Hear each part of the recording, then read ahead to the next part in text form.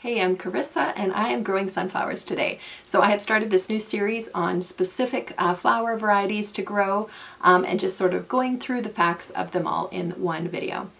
So sunflowers are a favorite for lots of us. There are many different ways to grow them. I typically direct sow them in the garden because they do germinate quite quickly outside, but today I'm doing an experiment. So if we have all had volunteer sunflowers in the garden, right, we've grown them before and then the birds planted them or seeds were left over and they came back the following year. So that tells us that they are more cold hardy than we believe. Typically we think that they are a summer crop, a heat-loving plant, but having them self-sow in the garden tells us that they can handle some cool temperatures. So I will be direct sowing the majority of my sunflowers outside. I am going to be experimenting today and growing them indoors, hardening them off before my last frost, and then putting them outside with protection once they're small little seedlings.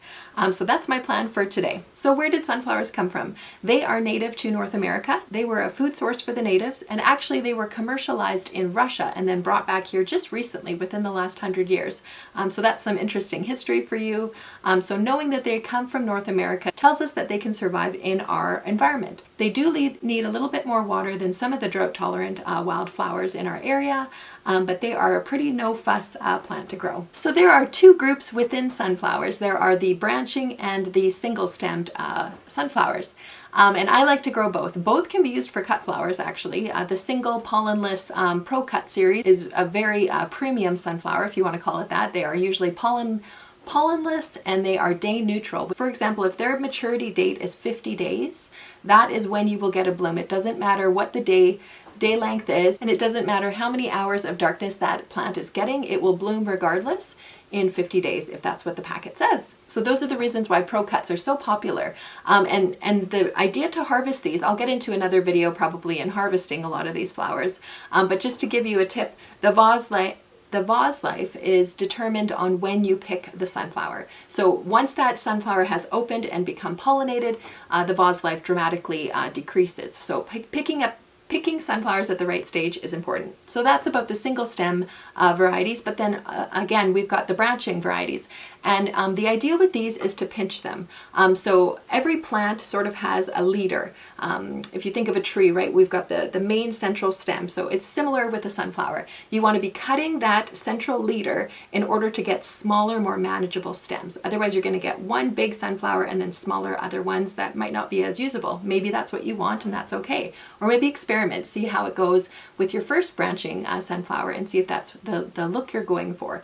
But it's nice to pinch a branching sunflower in order to get a little bit more manageable blooms for the rest of your plant. Branching varieties do have pollen, so it's a consideration when you're making your vases. You might get some pollen on your table, and they're a little bit messier. But again, harvesting at the right time for any sunflower is ideal. Another factor when you're purchasing seeds is the height of your plant. So they do sell dwarf bedding plants or containers, or container varieties for your sunflowers, and those would be great if you want to keep them to a smaller size, but they probably wouldn't be great for a cut flower. So again, read your packets and see what their heights are. Okay, I typically save a lot of my seeds for sunflowers because it's so easy to do that. So I will be direct sowing those because those are mostly all branching varieties and they're cross-pollinated, so it's sort of an experiment of what I'm getting. But today I'm going to be starting a few in my soil blockers. So these are my 1-inch sized soil blockers because it is a big seed, right? We are all familiar with the size of a sunflower seed, and to put it in my little 3/4 inch one would not do it justice. So I've got my big ones here, my 1-inch, and I've got 8 in each container. And like I said, this is sort of an experiment, right? Like there are lots of flower farmers who have tried this, but for myself in my own climate, I'm going to be experimenting with just a few. So I'm probably only going to be doing a few of each, maybe some branching and some single stemmed, just to get an earlier jump on it. Okay, so the first one I'm going to be using is my Pro Cut White Light, and this is a beautiful, beautiful, non-traditional looking sunflower. I really, really enjoy this one.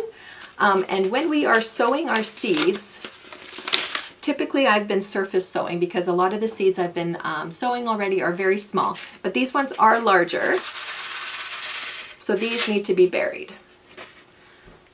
There we go. Quite large. Okay, so this is my Pro Cut White Light, and like I said previously, soil blockers provide you with a little divot that you can place your seed in. So I'll be placing them in the hole and then pushing them in, just like that.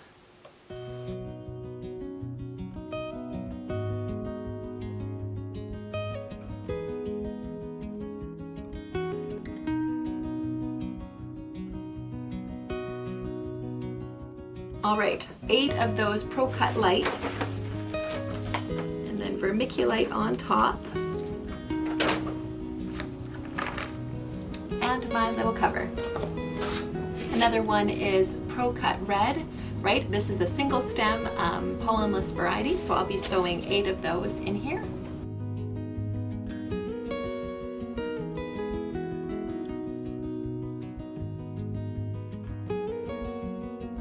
And my next 2 are both branching varieties. I've got Velvet Queen and Lemon Sorbet. And I have put on my little plant marker that they are branching, because I think it's very, very important to remember which of your sunflowers are branching and which are single stem, right? Because if you are pinching or pruning back your single stem, you will be very sad. You will get no bloom. So keep in mind that and make sure you label. All right, let's sow the Velvet Queen.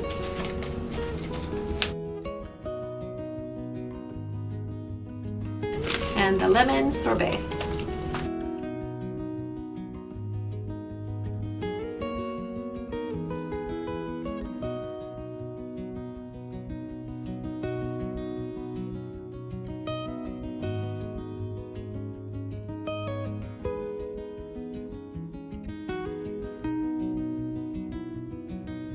Well, that is it for sunflowers. Super, super easy to just get them started now, but also, like I said, super easy to just direct sow them and have them come up on their own with little fuss from you. I'll be sure to take you along and discuss the harvesting tips for sunflowers as they come and progress throughout the season. I think I'll do a whole series on the harvesting of the different cut flowers. So that is all. Sunflowers are such a joy. I love using them in cut flowers. Let me know if you've ever used them in cut flowers and if you like to grow sunflowers. Have a great day, and I'll see you next time. Bye.